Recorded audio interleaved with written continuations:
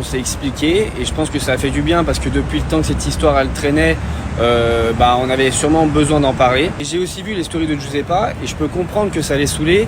Maintenant, il faut remettre les choses dans le contexte. J'ai jamais harcelé personne. Faire 4 TikTok, c'est pas harceler quelqu'un. Et je pense qu'elle a un petit peu oublié ce qui s'est passé dans le passé. Vous savez, je l'ai jamais dit parce que j'ai jamais voulu remuer la merde, mais si je me suis fait virer de mon agence, donc de chez Magali, c'est parce que Giuseppa avait inventé une histoire de nude et que Magali n'avait pas cautionné. Alors que c'était une histoire inventée de toutes pièces. Ça fait des mois que je suis sali à cause de cette histoire, alors qu'elle est totalement fausse. J'ai jamais envoyé de nude de Giuseppa à qui que ce soit, ni sur internet, ni nulle part.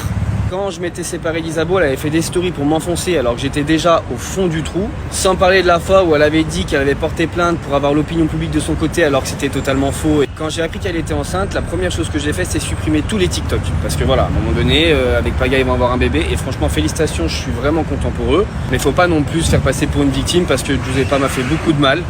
Elle m'a pas mal sali. Faut pas oublier le passé et fait une musique où peut-être elle pouvait se sentir visée. Mais après, moi, je fais que raconter la vérité.